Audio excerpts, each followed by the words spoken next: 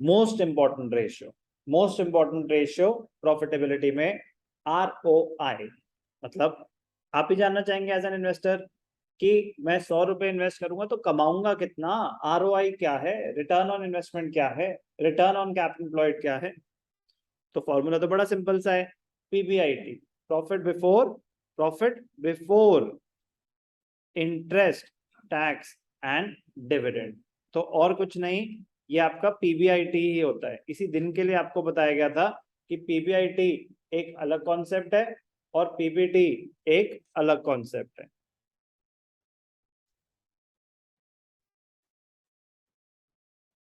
PBIT, profit before interest and tax upon capital employed.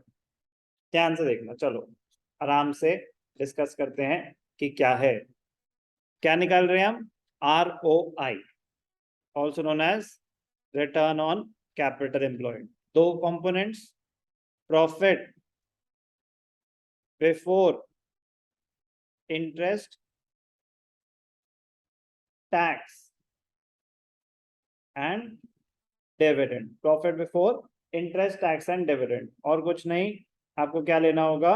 PBIT divided by capital employed into 100, तो percentage है। अब ध्यान से देखना, एक एक करके बात करते हैं। ये PBIT क्या होता है? PBIT, अब अगर आपका statement of profit and loss का लास्ट फिगर क्या होता है? PAT, टैक्स एड बैक कर दो तो क्या आ जाएगा? PBT, इंटरेस्ट एड बैक कर दो तो क्या आ जाएगा? PBIT। क्या इंटरेस्ट और कुछ नहीं, आपका फाइनेंस कॉस्ट। बचपन में हमने क्या सुना था? Statement of profit and loss पुरानी कैसी होती है? कैसी होती है? RFO minus cost of RFO क्या आता है? Gross profit minus operating expenses क्या आता है? Operating profit minus non operating expenses plus non operating incomes क्या आता है? PBIT माइनस इंटरेस्ट क्या आता है? PBT माइनस टैक्स क्या आता है? PAT। सर कभी तो ये इंटरेस्ट को नॉन ऑपरेटिंग एक्सपेंसेस में ले रहे हैं, कभी अलग दिखा रहे हैं।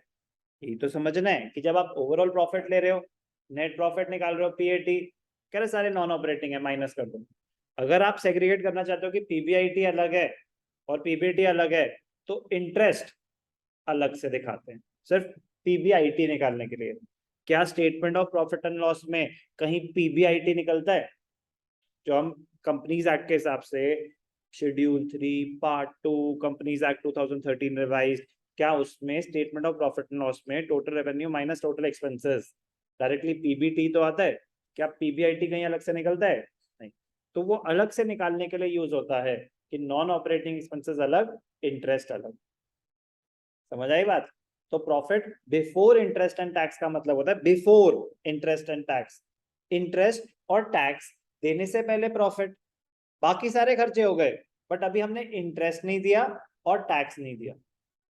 फिर अगर इंटरेस्ट माइनस कर दें, पे कर दें, तो आता है PBT, प्रॉफिट बिफोर टैक्स। कह रहे बस अभी टैक्स नहीं दिया। फिर टैक्स माइनस कर दें तो आता है PAT। कोई भी डाउट? क्लियर? तो PBIT, तो एक तरीका, अगर आप यहाँ पे हो PAT से PBT पे जाना है, PAT से PBT पे जाना है, तो क्या करेंगे? Add tax.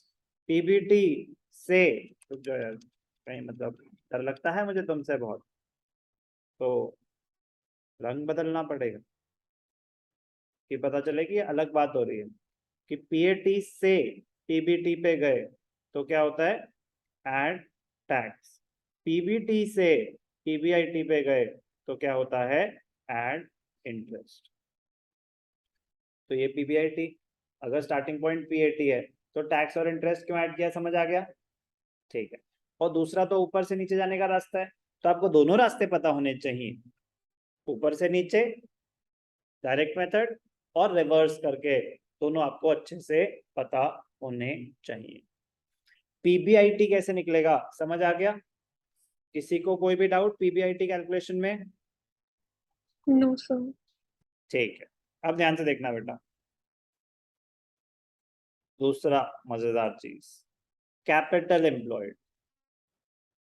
बहुत इंतजार था इस दिन का मुझे, क्योंकि कुछ क्वेश्चन मैंने आपको कहा था कि मर्जी है करने कर लो, मैंने अभी आपको बताया नहीं कि कैपिटल एम्प्लॉयड क्या होता है।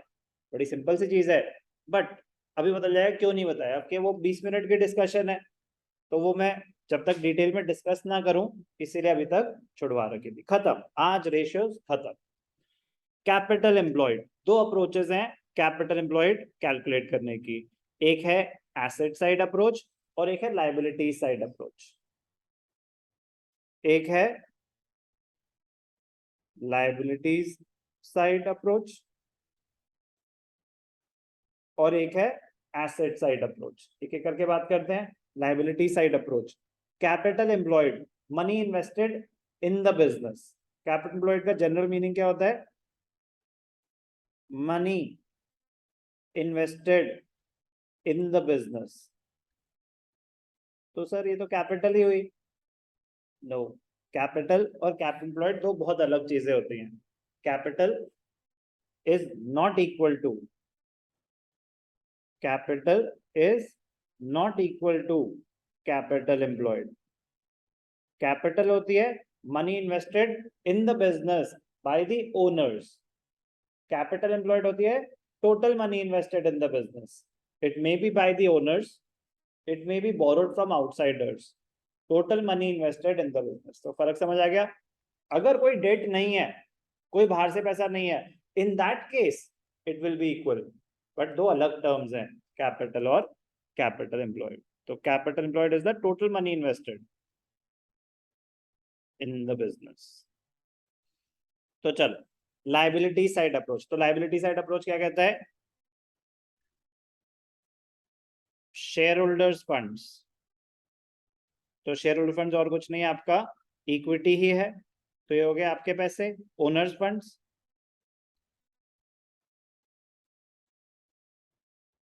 Plus debt. तो डेट क्या हो गया आपके?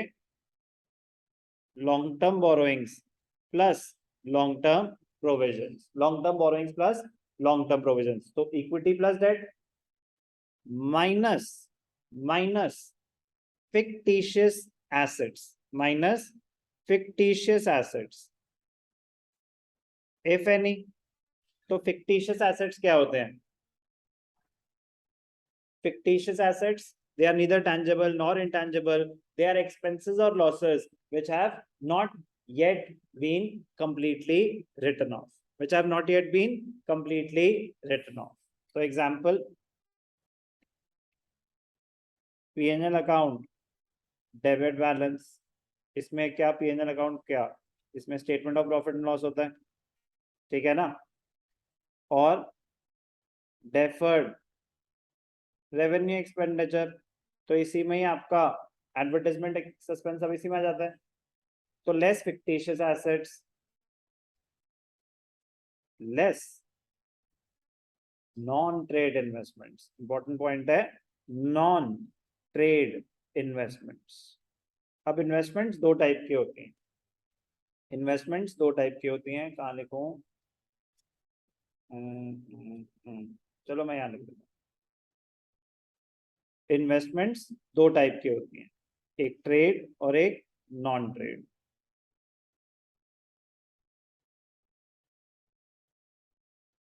इन्वेस्टमेंट्स एक होती है ट्रेड इन्वेस्टमेंट्स, एक होती है नॉन ट्रेड इन्वेस्टमेंट्स। एक होती है ट्रेड इन्वेस्टमेंट, एक होती है non trade investment. Trade investment होती है money invested in someone else's business but the purpose is to promote your own business. आपने कोई ऐसी इन्वेस्टमेंट करी कहीं भी बिजनेस के बाहर, बट पर्पस था अपने बिजनेस को प्रमोट करना। फॉर एग्जाम्पल, मेरा कोचिंग सेंटर है, मैं 9, 10, 11, 12 को पढ़ाता हूँ। मैंने इन्वेस्टमेंट करी किसी ऐसे कोचिंग सेंटर में जो 6, 7, 8 को पढ़ाता है। पर्पस था कि वहीं से ही ग्रूमिंग शुरू हो जाए और तैयार हो जाए बच्चे हमारे यहाँ 9, 10 पे आने के लिए। बैकवर्ड इंटीग्रेशन बिजनेस होता है। एक मैंने इन्वेस्टमेंट करी जो कॉलेज के बच्चों को पढ़ाते हैं। पर्पस था अपना ही बिजनेस एक्सपेंशन, मेरे बिजनेस से रिलेटेड है, मेरे बिजनेस को भी हेल्प करेगा, तो वो हो गई ट्रेड इन्वेस्टमेंट। अब एक है कि मेरा कोचिंग सेंटर है, इनकम है, मैंने स्टॉक मार्केट में इन्वेस्ट कर दिए, किसी और कंपनी के शेयर्स खरीद लिए, पर्पस रेवेन्यू जनरेशन है, इनकम जनरेशन है, बट क्या उससे मेरे बिजनेस का कोई लेना देना है? तो वो होती है नॉन ट्रेड इन्वेस्टमेंट। बहुत इंपॉर्टेंट है, आपको दोनों में डिफरेंस पता होना चाहिए कि ट्रेड इन्वेस्टमेंट क्या होती है, नॉन ट्रेड इन्वेस्टमेंट क्या होती है। कैपिटल एम्प्लॉयड ट्रेड, तो नॉन ट्रेड इन्वेस्टमेंट्स, ठीक है, नॉन ट्रेड। इंपॉर्टेंट पॉइंट ये है काफी, it is assumed that all non-current investments are trade investments unless specified to be non-trade। कह रहे जो इन्वेस्टमेंट्स हैं वो दो टाइप की होती हैं, एक ट्रेड और नॉन ट्रेड। किसकी बात हो रही है? ये सारी बातें हो रही हैं नॉन करेंट इन्वेस्टमेंट्स की। करंट इन्वेस्टमेंट्स तो आपके शॉर्ट टर्म इन्वेस्टमेंट्स हैं, उसमें ट्रेड नॉन ट्रेड नहीं होता, वो तो वैसे करंट एसेट्स का पार्ट है। बात हो रही है नॉन करेंट इन्वेस्टमेंट्स की, वो तो आपके वैसे बिजनेस में इन्वेस्टेड है, क्योंकि it can be generated converted into cash any time, it is meant for resale. these are not meant for resale, these are meant for long term investment। तो कह रहा है जो पैसा बिजनेस के बाहर लॉन्ग टर्म के लिए ब्लॉक्ड है, क्या वो मेरी कैपिटल एम्प्लॉयड का पार्ट होना चाहिए? जो पैसा बिजनेस के बाहर इन्वेस्टेड है लॉन्ग टर्म के लिए और मेरे बिजनेस पे कोई इंपैक्ट नहीं है उसका, क्या वो मेरे कैपिटल एम्प्लॉयड का पार्ट होना चाहिए? नहीं होना चाहिए। तो इसीलिए वो क्या कहता है, कह रहा है आपके पास कितना पैसा है? कह रहा है देखो कुछ तो शेयर होल्डर्स ने अपना पैसा डाला हुआ है, कुछ मेरे पास बोरोइंग्स हैं, उसमें से कुछ पैसा मैंने बाहर इन्वेस्ट कर दिया है, उसमें से कुछ पैसा मैंने बाहर इन्वेस्ट कर दिया है, तो इसीलिए माइनस कर देते हैं नॉन ट्रेड इन्वेस्टमेंट्स। लॉजिक समझ आया सर? लेकिन लाइबिलिटी साइड एक इंटरेस्टिंग डाउट आ सकता है कि लाइबिलिटी साइड अप्रोच में एसेट कहाँ से आ गया? नॉन ट्रेड इन्वेस्टमेंट्स ये सब तो एसेट्स है ना, लाइबिलिटी साइड अप्रोच में ये एसेट कहाँ से आ गया? बेटा एसेट आया नहीं है, एसेट डिडक्शन है। कह रहे क्योंकि आपने जब लाइबिलिटीज ली तो आपकी कैपिटल थी, शेयर होल्डर्स फंड्स थे 50 लाख, आपने बोरोइंग्स कर रखी थी 60 लाख, तो टोटल हो गया 1 करोड़ 10 लाख, तो आप कैपिटल एम्प्लॉयड ले लेते 1 करोड़ 10 लाख। तो इसने बताया कि यार जो ये पैसा है ना, इसमें से 20 लाख के तो मैंने शेयर्स खरीदे हुए हैं रिलायंस इंडस्ट्रीज के, तो उन पैसों में से अगर आपने कुछ पैसा बिजनेस के बाहर डाला हुआ है तो आप तो पूरी लाइबिलिटीज कवर कर रहे हो ना। कह रहा है अगर कुछ पैसा इनमें से बाहर है तो डिडक्ट करो उसको, इट शुड बी डिडक्टेड। समझ आई बात? लॉजिक क्लियर है? तो इन्वेस्टमेंट्स, नॉन करेंट इन्वेस्टमेंट्स दो टाइप के हैं, ट्रेड और नॉन ट्रेड। मीनिंग प्लीज ऊपर, ठीक है ना? मीनिंग ट्रेड इन्वेस्टमेंट जो आपके बिजनेस को हेल्प करेगा, नॉन ट्रेड आपके बिजनेस से कोई लेना देना नहीं है। Important point, if nothing is specified, investments investments are assumed to be trade investments। कह रहे जब तक नॉन ट्रेड बोल नहीं रहे ना, आप उनको क्या मानोगे? Trade investments. क्लियर? कोई भी डाउट? ठीक है, एक और चीज माइनस हो जाएगी, गुडविल, बेसिकली इंटेंजिबल एसेट्स। कह रहे उनको मत कंसिडर करो, उनको मत कंसिडर करो, रूल है, फॉर्मूला है उनका अपना, ठीक है ना? ऑल्दो गुडविल बुक्स में आ रही है तो परचेज गुडविल है, बट उसमें नहीं कंसिडर नहीं करना। तो capital employed minus non trade investment, समझ आ गया? फिक्टिशियस एसेट्स क्यों माइनस कर रहे हैं? कह रहे तो एक्सपेंसेस और लॉसेस ही हैं जो अभी राइट ऑफ नहीं हुए थे, कह रहे इनको तो राइट ऑफ करो, माइनस करो, और अगर कोई गुडविल है तो उसको भी माइनस कर दो, इंटेंजिबल एसेट्स भी आप माइनस कर दो गुडविल को, टू कैलकुलेट कैपिटल एम्प्लॉयड। क्या है ये? Liability side approach. आप लायबिलिटी साइड अप्रोच फॉलो करें या एसेट साइड अप्रोच फॉलो करें, रिजल्ट सेम आए। तो लेकिन लाइबिलिटी साइड अप्रोच का फॉर्मूला क्लियर है। अब हम बात करेंगे एसेट साइड अप्रोच की, ध्यान से देखेंगे।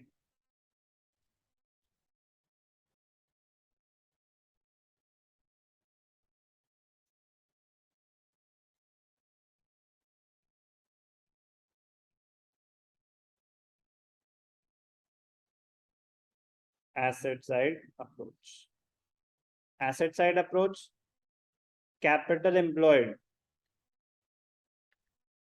is equal to non current assets plus current assets minus current liabilities। कह रहे करंट लाइबिलिटीज क्यों माइनस कर रहे हो? कह रहे capital employed money invested in the business, जो पैसा अभी चला जाएगा उसको कैपिटल एम्प्लॉयड का पार्ट मत मानो। जो आपको अभी इमीडिएटली पे करना है उसको आप बिजनेस चलाने के लिए यूज नहीं कर पाओगे, तो इसीलिए current liability should be deducted. तो इससे फॉर्मूला क्या आया? Non current assets plus working capital. Non current assets long term आपके एसेट्स, और वर्किंग कैपिटल कि डे टू डे वर्किंग के लिए आपके पास कितना पैसा बचा। क्लियर है? दोनों फॉर्मूले सेम है। तो non current assets plus current assets क्या होते हैं? Total assets minus current liabilities. Total assets क्या थे? Non current assets plus current assets minus current liabilities. तो सेम चीज को लिखने के मल्टीपल तरीके कि total assets, total of the asset side minus current liabilities, या non current assets plus current assets minus current liabilities, या non current assets plus working capital. सारी बातें सेम है, कोई भी doubt? while calculating total assets, while calculating total assets do not include। अब जब आप लाइबिलिटी साइड अप्रोच फॉलो कर रहे हो तो ऑटोमेटिकली टोटल मनी आ जाती है, इसलिए आपको खुद डिडक्ट करने पड़ते हैं fictitious assets, non trade investments. अब तो आप एसेट साइड से खुद ले रहे हो ना, तो उनको इंक्लूड ही मत करो। तो डू नॉट इंक्लूड करे क्या? करे फिक्टिशियस एसेट्स, क्योंकि वो एसेट साइड पे तो आ रहे हैं बट एक्चुअली वो कैपिटल एम्प्लॉयड का थोड़ी ना पार्ट है। Do not include non trade investments, do not include goodwill. Same चीजें जो सर फिर वहां डिडक्ट क्यों हो रही थी? क्योंकि आप जब लाइबिलिटी साइड लेते हो, अब total assets are equal to total liabilities. अब आपके लाइबिलिटी साइड क्या आ रही है? 50 करोड़ रुपए। अब जो वो तो टोटल लाइबिलिटीज है ना, उसमें इक्विटी भी आ गया, डेट भी आ गया। करंट लाइबिलिटीज तो वहां भी कंसिडर नहीं करी, तो इक्विटी भी आ गया, डेट भी आ गया। अब अगर मैंने बैंक से लोन बोरो किया 50 करोड़ का या 50,000 रुपए का इममेटीरियल, क्या जरूरी है कि पूरा का पूरा पैसा मैंने बिजनेस में डाला होगा? कह रहा है अगर कुछ इन्फॉर्मेशन नहीं है तो डाला होगा, लेकिन अगर गिवन है कि मेरी कुछ नॉन ट्रेड इन्वेस्टमेंट्स हैं, तो जो टोटल आपके पास पैसा है ना, इक्विटी प्लस डेट, उसमें से वो माइनस कर लो, क्योंकि उन्हीं में से वो पैसा कहीं गया है बाहर। कैपिटल एम्प्लॉयड, बिजनेस में कितना पैसा इन्वेस्टेड है, आप ये कैलकुलेट करना चाहते हो आरओआई, रिटर्न ऑन इन्वेस्टमेंट, तो उस चीज पे कैलकुलेट करना चाहिए ना कि बिजनेस से कितना पैसा आया और बिजनेस में कितना पैसा इन्वेस्ट करा। जो पैसा बिजनेस के बाहर इन्वेस्टेड है, क्या उसको कंसिडर भी करना चाहिए? नहीं। अच्छा पॉइंट आ गया कि जब आप पीबीआईटी भी लेंगे, तो अगर ऐसी कोई इन्वेस्टमेंट है आउटसाइड द बिजनेस और उस पर अगर कोई इनकम जनरेट हुई है, तो वो भी पीबीआईटी में कंसिडर नहीं करी जाएगी व्हाइल कैलकुलेटिंग आरओआई। लिख के बताऊंगा अभी। Capital employed, liability side approach, equity plus debt, equity plus debt, simple equity plus debt. But be careful, क्या? ये बहुत इंपॉर्टेंट पॉइंट है कि अगर इनमें से कुछ है तो आपको ये माइनस करना पड़ेगा। क्या है? फिक्टिशियस एसेट्स हैं तो माइनस कर दो, गुडविल है एसेट साइड पे तो माइनस कर दो, और नॉन ट्रेड इन्वेस्टमेंट्स माइनस कर दो। सर हमें कैसे पता चलेगा कि इन्वेस्टमेंट ट्रेड है या नॉन ट्रेड है? कुछ मेंशन नहीं है तो वो ट्रेड मानी जाएंगी, स्पेसिफाइड है नॉन ट्रेड है तो नॉन ट्रेड है। करंट इन्वेस्टमेंट्स का क्या करेंगे सर? करंट इन्वेस्टमेंट से कोई लेना देना नहीं है, वो आपकी कैपिटल एम्प्लॉयड का पार्ट होते हैं, तो वो यहाँ पे डिडक्ट करने की भी जरूरत नहीं। नॉन करंट इन्वेस्टमेंट्स की बात हो रही है। सर अगर सिर्फ इन्वेस्टमेंट्स लिखा है और बैलेंस शीट नहीं दे रखी, तो नॉन करंट और करंट की क्लासिफिकेशन तो होगी नहीं। बैलेंस शीट सामने है तो दिख रहा है कि नॉन करंट है या करंट है। Current assets part of capital employed, आपको डिडक्ट करने की जरूरत नहीं है लाइबिलिटी साइड अप्रोच में। मैं कह रहा हूँ आइटम्स दे रखे हैं बस, और सिर्फ लिखा है इन्वेस्टमेंट 10 लाख। कुछ मेंशन नहीं होता ना, अगर इन्वेस्टमेंट शॉर्ट टर्म है या लॉन्ग टर्म है तो वो नॉन करंट ही मानी जाती है, इसमें कोई डाउट तो नहीं है। ऐसी लोन का होता है, कुछ मेंशन नहीं है तो वो लॉन्ग टर्म लोन ही माना जाता है। Asset side approach, asset side एक है लाइबिलिटी साइड अप्रोच और एक है asset side approach. Asset side approach कहता है total assets minus current liabilities. तो टोटल एसेट्स क्या होते हैं, non current assets plus current assets. Total assets minus current liabilities, current assets minus current liabilities, working capital. Same चीज को लिखने के मल्टीपल तरीके। जब आप एसेट साइड अप्रोच ले रहे हो तो आप इंक्लूड ही मत करो वो एसेट्स जो कैपिटल एम्प्लॉयड का पार्ट ही नहीं है। सर उसमें कुछ माइनस करने की जरूरत नहीं है। अगर आप टोटल एसेट्स ले रहे हो तो फिर अलग से आइटम्स दे रखे हैं तो माइनस कर देना।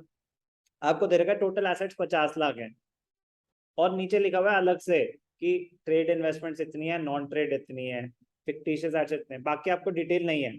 तो टोटल एसेट्स में से ये सब माइनस कर दो। लेकिन अगर आपके सामने बैलेंस शीट है, आप खुद आइटम चुनने हैं तो इंक्लूड ही मत करो वो आइटम्स जो कैपिटल का पार्ट नहीं है। समझ आ रहा है क्या बोल रहा हूँ? One of the most important and interesting formula ROI और return on capital employed, PBIT, profit before interest and tax upon capital, profit before interest tax and dividend. वो इम्प्लाइड होता है। क्यों इम्प्लाइड होता है सर? अरे PBIT अगर आ गया, डिविडेंड पता है कब पे होता है? PBIT आ गया, फिर इंटरेस्ट पे होगा, फिर PBT आएगा, फिर टैक्स पे होगा, फिर PAT आएगा, फिर डिविडेंड पे होगा। ठीक है, तो न्यूमेरिकली ध्यान रखना कि this is profit before interest tax and dividend. But formula wise तो ये जो आपको कहानी सुनाई है, डिविडेंड तो ये PAT के भी बाद पे होता है। डिविडेंड टू शेयर होल्डर्स तो जब सब कुछ हो चुका है उसके बाद ही पे होगा, कि जो आपका प्रॉफिट है उसमें से कुछ टैक्स पे करेंगे, कुछ डिविडेंड, कुछ रिटेन्ड अर्निंग्स। कोई doubt? Okay, liabilities assets, this was written on capital employed. Goodwill बोल रहे हैं वो, अभी गुडविल ही कंसिडर करते हैं, कोई क्वेश्चन आएगा तो देखेंगे। ठीक है ना, उन्होंने स्पेसिफाई किया है गुडविल, तो हम we will restrict ourselves to goodwill. Technically, it is net tangible assets. They do not consider intangible assets while calculating capital employed.